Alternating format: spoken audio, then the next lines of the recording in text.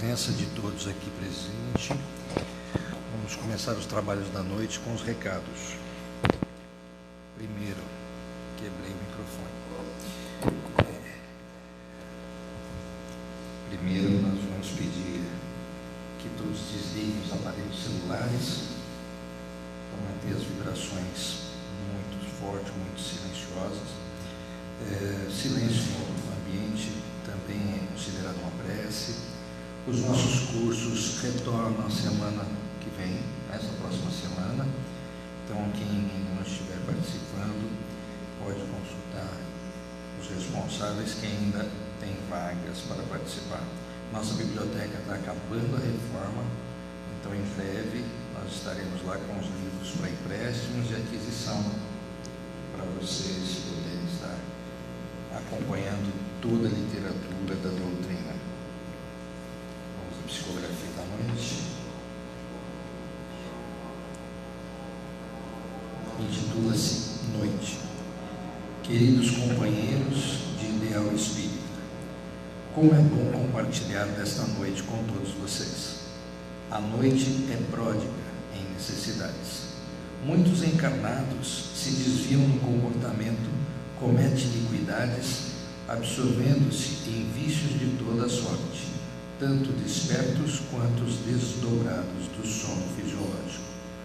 Tentamos ajudar esse exército de almas transbordantes de erro e protegemos a tantas outras que lhe sofrem o assédio. Sob a guarda do Altíssimo, socorremos a todas que já pedem e podem ser recolhidas em nossa caravana iluminada. A noite ainda reflete o lado obscuro de nossas almas. Somente a luz aplaca a escuridão, o amor que vai clareando os nossos passos. Essa mensagem foi psicografada no dia 12/7/2025, aqui na nossa casa.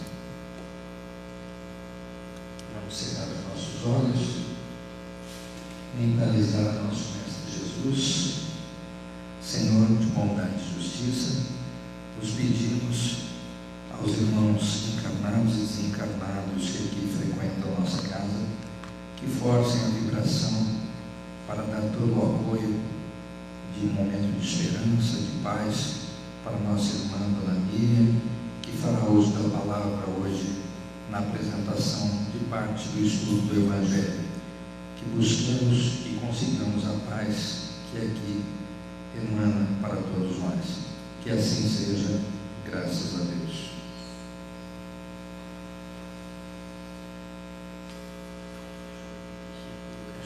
Que ele escapou daqui, fica ruim. Eu seguro para a senhora, pode ser? Se não segurar aqui, eu seguro para a senhora. Deixa eu ver se ele vai entrar aqui.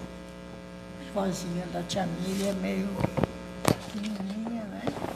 Então, Dá para fazer um milagre aqui.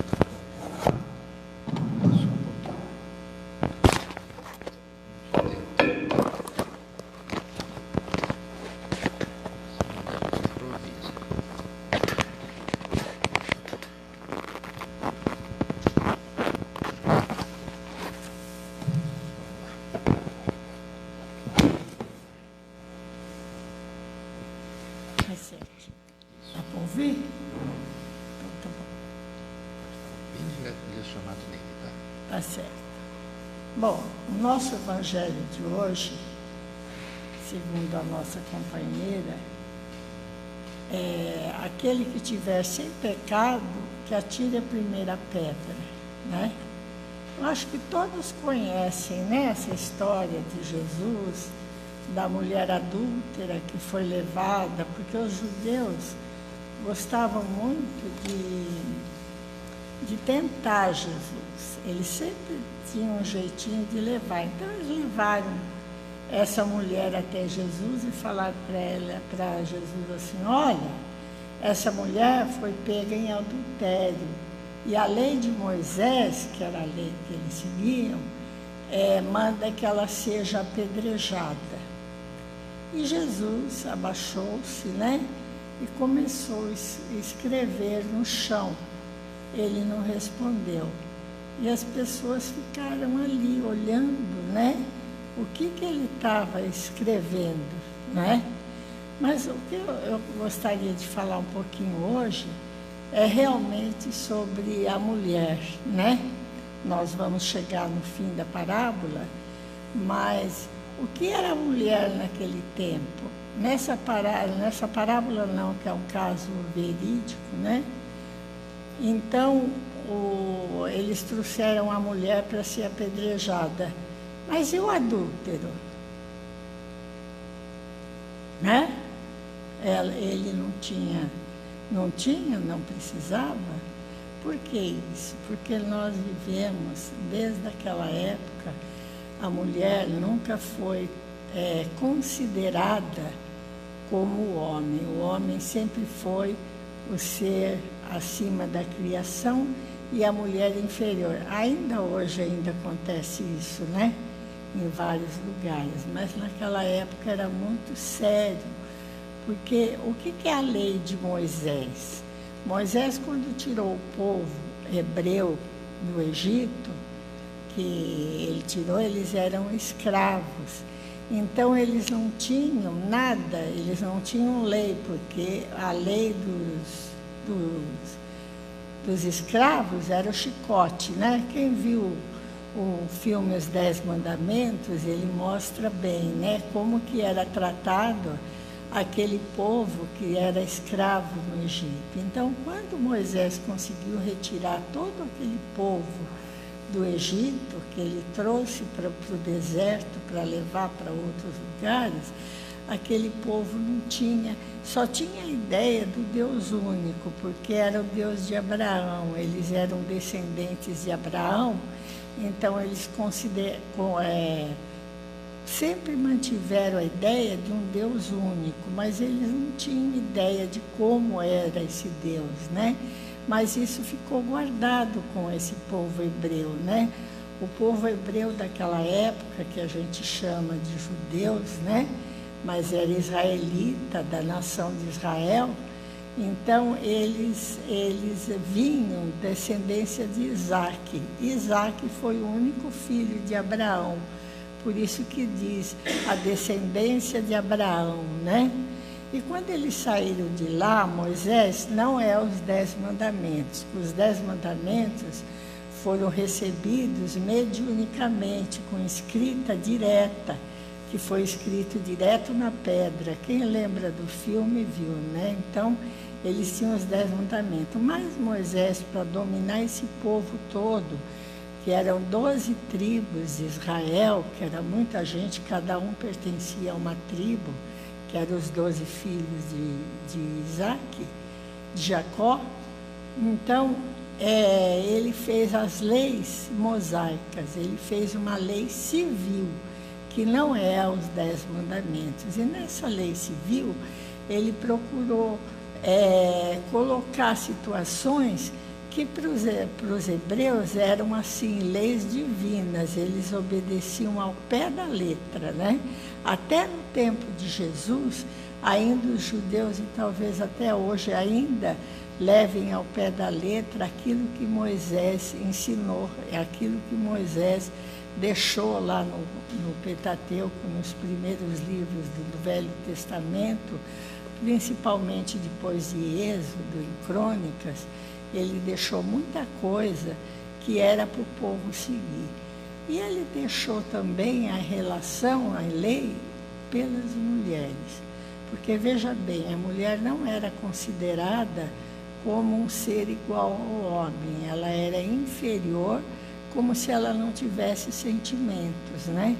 Então, todas as filhas e filhos, os filhos eram o clã do povo hebreu, mas as mulheres não eram. Então, acontece que Moisés, só por uma curiosidade, Moisés deixou uma lei para as mulheres também. Se fosse adúltera, era apedrejada, uma morte muito triste, né? Mas também tem curiosidades. Moisés colocou lá que a mulher, quando ela tivesse no seu fluxo menstrual, ela era considerada imunda, não sensível, imunda. e o homem não podia se aproximar dela. Isso para proteger também a mulher numa situação que ela estava sensível, né? Numa situação difícil. E também, que até hoje se guarda, após o parto. A mulher também era considerada imunda até os 40 dias depois do parto, que hoje muitas pessoas ainda guardam, né? Justamente porque era uma situação muito difícil, era só partos normal. Então, isso também está lá na lei de Moisés, protegendo as mulheres, né? Mas aí nós vamos lá no livro de Jó, lá mais para frente, muitos já ouviram falar, alguém já ouviu falar aqui de Jó? Então, Jó, ela está lá no Velho Testamento. Quando vinha uma visita importante na casa dele, ele escolhia uma de suas filhas para dormir com o visitante. Olha a importância que tinha o visitante, não a mulher, né? E a mulher foi sempre considerada inferior. E até hoje, eu não sei se eu vou falar, mas eu não sei mas deve ser. Até 1930, a mulher aqui no Brasil não tinha direito de votar, não é? Ela não podia, quer dizer. E em todos os lugares, até hoje, muitas vezes a mulher tem um problema do salário, que o salário sempre é menor do que o masculino, né? Sendo que muitas mulheres são pai e mãe na família, né? E tudo isso, a mulher sempre se acaba inferior. E nos países orientais, ainda a mulher é tratada como um ser inferior. Outro dia eu estava lendo que ela deixou de valer como uma cadeira e passou a valer como uma cabra. Agora, não é naquele tempo, agora. Então, aí a gente pensa assim, nossa, mas as mulheres lá usam muitas joias, né? Mas todas essas joias é só para mostrar a importância do marido, que o marido tem dinheiro, não porque a mulher mereça, mas é o tamanho, o modo como a mulher é vista. Então, nós vemos que a mulher vem sempre sendo tratada de um modo inferior. E Jesus mostra que não. Nós vemos no episódio de Jesus e a samaritana, que ele pede água para a mulher e conversa com a mulher. Jesus acolhe Maria de Magdala, né, como uma discípula que ela foi. A primeira pessoa que Jesus apareceu depois que ele ressuscitou foi para Maria de Magdala e a mãe dele. Então, Jesus, no apostolado dele, ele valorizou muito a mulher, né? E aí nós vemos assim, os coronéis lá naquele Nordeste fora, que matar a mulher podia, né? Quanto nós vemos na história que eles podiam matar a mulher, né? Porque lavou a honra. Então, o homem sempre foi considerado um ser superior, né? Agora, veja bem, como que nós vemos agora hoje a mulher sob a doutrina espírita, né? O espiritismo nos diz que o espírito não tem sexo, né? E aí, como é que nós ficamos, né? E o homem e a mulher, como é que faz? Acontece que para ser um espírito puro, um espírito evoluído, o puro quer dizer evoluído, não que ele foi criado santo. Só uma curiosidade, nós nunca vimos falar uma anja, né? Só tem anjo, né? Lá no catolicismo só tem anjo, não tem nenhuma anja, né? Mas a gente sabe que não é assim. Por quê? Porque a gente aprendeu assim. Existe o lado feminino e o lado masculino.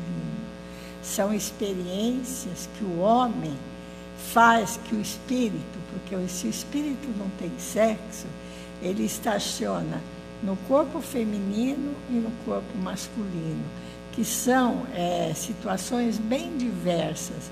A postura da mulher na encarnação é diferente da postura do homem. O homem tem uma tarefa como masculino, como homem, e a mulher tem como feminino. Só que no correr das encarnações há uma troca.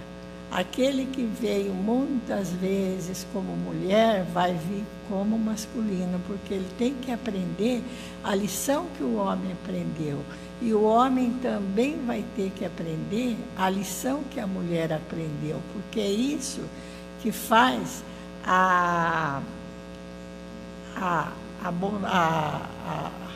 o conhecimento do espírito. Porque se ele fosse só homem, ele ia continuar com esse orgulho bobo, né? Eu sou homem, eu sei mais, eu sou diferente. E a mulher, no seu modo também, se achando frágil. Então, nós trocamos muito de corpos físicos. O Espiritismo veio mostrar que não existe essa de homem e mulher. Quantos espíritos, muitas vezes, são obrigados a reencarnar em corpos femininos, e quantos espíritos são obrigados a encarnar em corpos masculinos? Por quê? Porque existe a lei de ação e reação. Quando se abusou muito de um lado, de um modo de vida, você vai vindo outro para poder receber o remédio, aprender como é amargo o remédio que você deu para o outro. Então, muda-se as posições, mas não porque Deus castiga, mas que para que nós aprendamos que realmente a vida, o ser perfeito tem que aprender os dois lados, tem que olhar para os dois lados. Então, hoje eu estou como mulher, mas amanhã eu posso vir no corpo masculino e ter diferente, porque o corpo masculino é preparado por um outro tipo de trabalho que não é o do corpo feminino. O corpo feminino é a mãe, a educadora, é a esposa, é o esteio da família, né? E o masculino é o provedor, é aquele que provê a família, e isso traz um equilíbrio na família. Mas nós podemos trocar, e também é difícil. Nós vemos hoje, pode ser assim que a gente veja, fala assim, nossa, tem tanto espírito com dificuldade vivendo num corpo que não é aquele que ele queria, né? E a gente pensa assim, será que isso é uma anomalia de Deus? Será que Deus errou? Colocou um espírito masculino no corpo feminino, ou um espírito feminino no corpo masculino? Mas ele não errou, não. Tudo são aprendizados. Mas, na primeira lição, todo mundo não acerta tudo, né? Todo mundo tenta voltar. Quando nós não gostamos de alguma coisa, a gente tenta voltar para o lado que nós gostamos. Então, muitas vezes, um espírito no corpo feminino tem dificuldades e a gente precisa compreender isso e respeitar, porque há dificuldade mesmo. Nós precisamos de várias encarnações para aprendermos a lição. Uma só encarnação nós não aprendemos. Mas acontece que quando que é feito o balanço da última encarnação? Quando nós desencarnamos. Quando nós chegamos no plano espiritual, nós fazemos um balanço da última, da penúltima não, porque a gente não tem condição, mas da última nós temos. Então, sempre ficou um aprendizado daquela encarnação. Não importa que foi difícil, que foi... Tudo é difícil. Nós vivemos assim, quantas situações difíceis que nós temos que crescer espiritualmente, entender, não é? Modificar, nós modificamos, nós vivemos a juventude, aquela euforia da juventude, mas depois, quando vem a maturidade, nós abaixamos a poeira, né?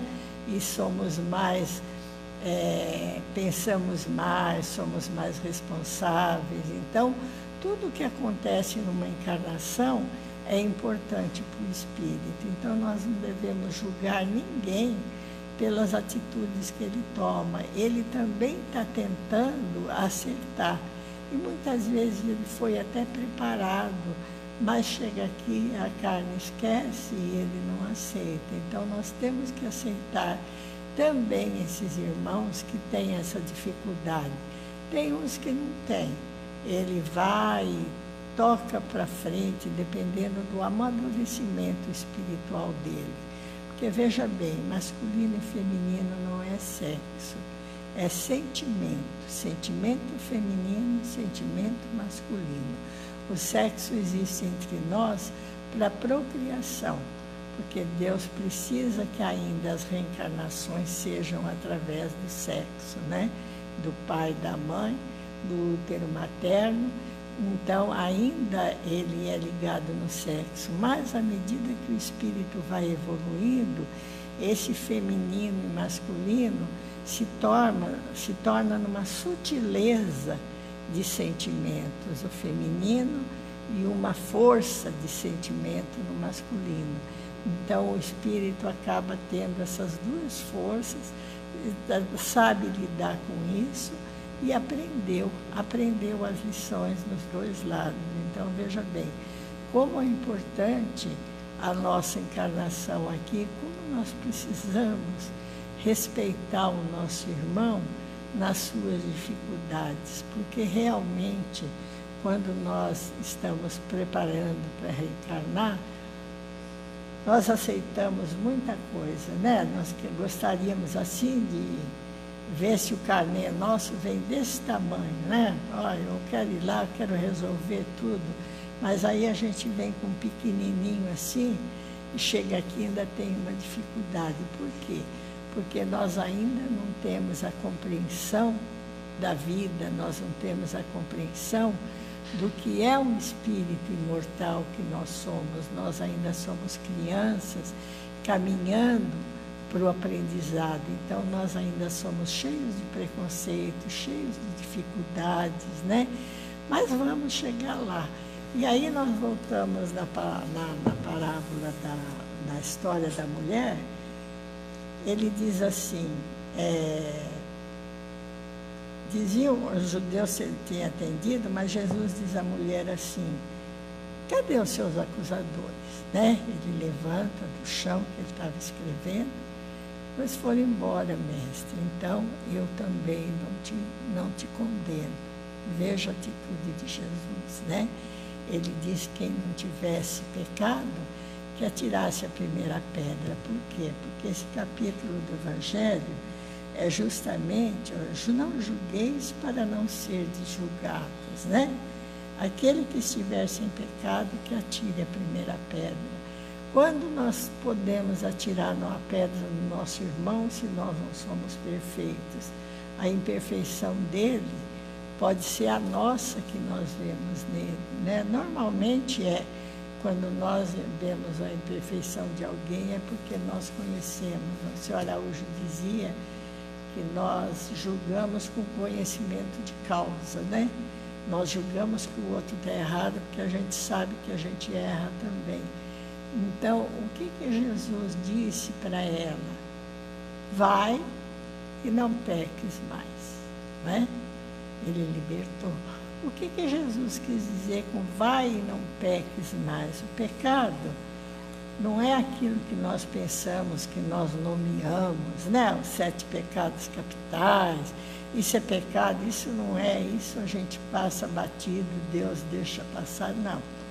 Nós não passamos nada que nós fazemos fora da lei divina que não seja cobrado da nossa consciência, porque nós temos consciência. O nosso consciente de espírito imortal nos acusa daquilo que nós fizemos. Não é erro, mas é coisas que nós não tínhamos aprendido ainda, né? Quando nós aprendemos alguma coisa, nós não erramos mais. É como andar de bicicleta. Quem aprendeu não erra nunca mais, só pegar uma bicicleta e anda. Então, por isso que nós entendemos que os espíritos não regridem. Toda a evolução que nós temos, por menor que seja numa encarnação, ela permanece em nós, porque o nosso perispírito o chip que está gravado tudo aquilo que nós fazemos na nossa encarnação. E tem alguma coisa mais importante ainda. Por que que nós temos aquela vontade de corrigir aquilo que ficou errado? Será que nós vamos para um julgamento? Será que existe um juízo final que diz assim, olha, agora você, né, vem cá, você fez isso, isso? Não. O nosso perispírito mostra que nós somos e nós queremos corrigir.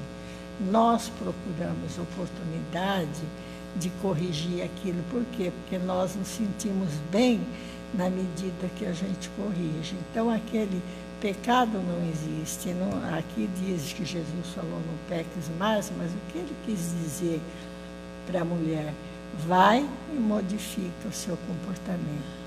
E é isso que nós temos que fazer. O que Jesus está esperando de nós é que nós modificarmos o nosso comportamento.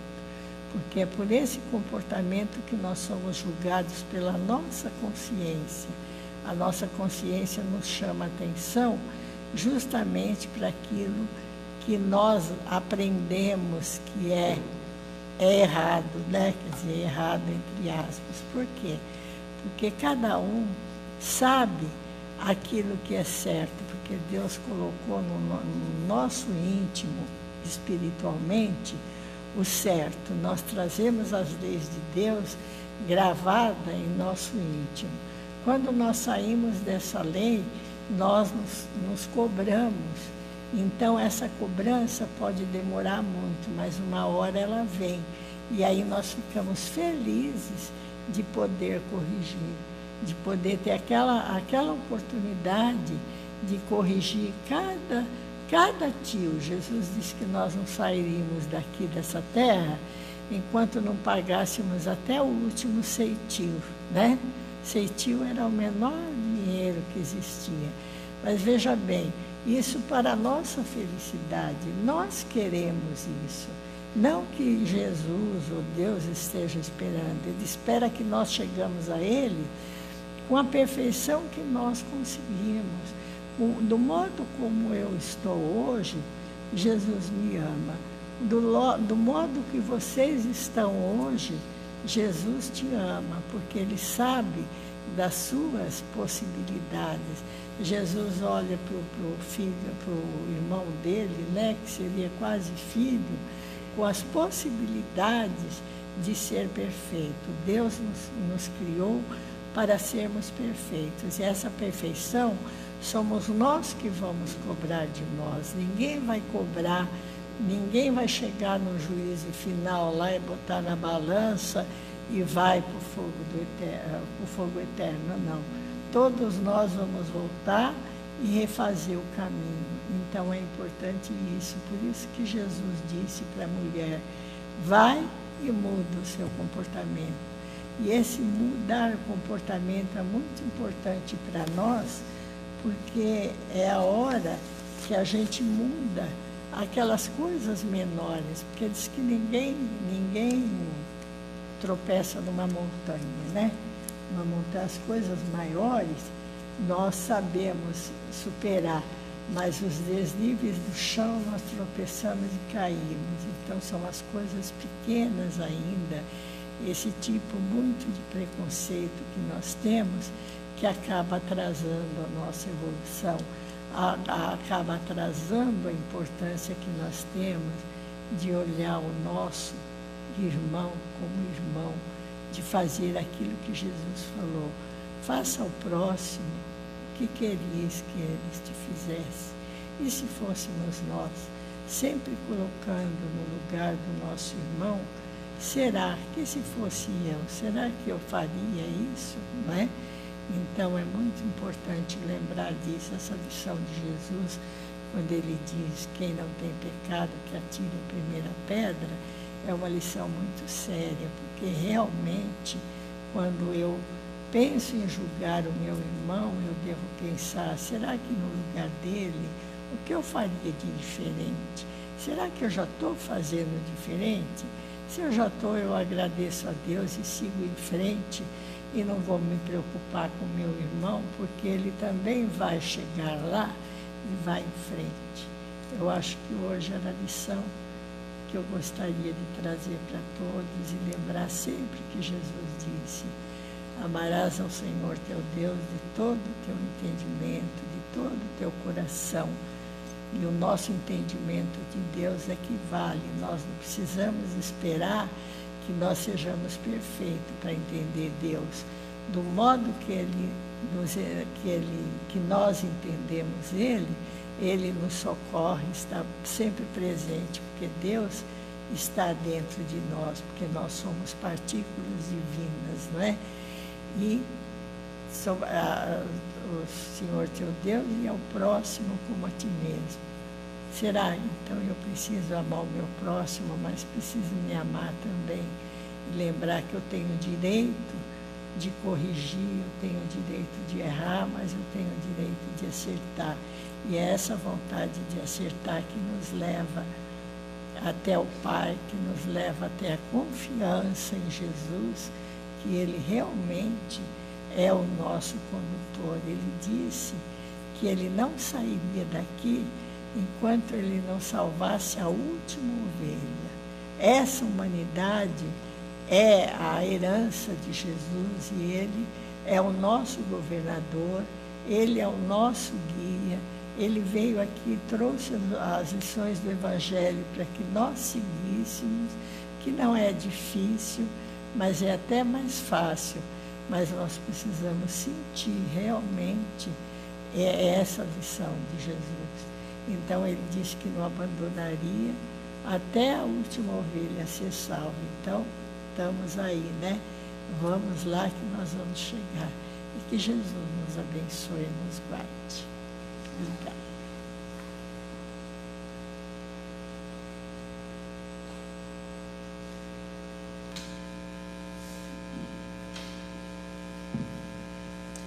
Vamos cerrar os nossos olhos, mentalizar o nosso Mestre Jesus. Senhor Jesus, agradecemos pela luz e pelo amparo recebidos neste momento no estudo da nossa reflexão e do nosso Evangelho. Que as palavras trazidas pela nossa irmã Miriam sejam de ensinamento, que aqui compartilhemos e floresçam em nossas atitudes diárias, fortalecendo a nossa fé, a esperança e a nossa caridade. Agradecemos também aos bons espíritos que estiveram dando o suporte necessário para os trabalhos da noite de hoje, que ainda se seguem com a sala de passes que teremos agora. Permanece conosco, Senhor, hoje e sempre, e acompanhe nossos irmãos ao sair desta casa até o retorno em vossos lares. Que assim seja, graças a Deus.